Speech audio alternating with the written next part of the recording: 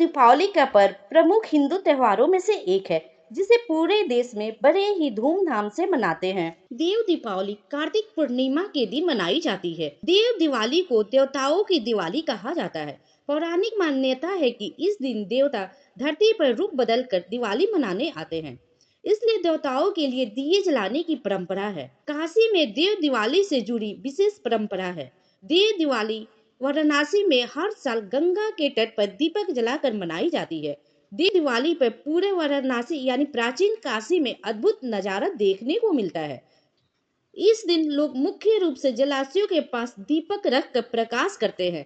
साथ ही भगवान की विशेष रूप से पूजा अर्चना भी की जाती है। देव दिवाली का क्या महत्व है, आइए जानते हैं। पुराणों के अनुसार राक्षस राज तारकासुर के 3 पुत्र थे, तारकाच, कमलाच और विदुनमाली। वे तीनों कठोर तपस्या कर ब्रह्मा जी को प्रसन्न किए और 3 अलग अलग नगरों को वरदान में प्राप्त किए। ब्रह्मा जी ने असुर पुत्रों को सोने, चांदी और लोहे से बने 3 नगर दिए, जो अंतरिक्ष में घूमते रहते थे, इसलिए इन्हें त्रिपुर कहा गया।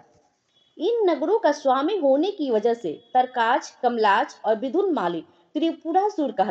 अंतरिक्ष में घूमते इन तीनों राक्षसों को एक विशेष ताकत मिली थी कि जब ये तीनों अंतरिक्ष में एक सिद्ध में आएंगे तभी नष्ट किए जाएंगे। ने कहा कि जो कोई एक ही बाण से इन 3 नगरों को भेद देगा वही इन्हें मार सकेगा।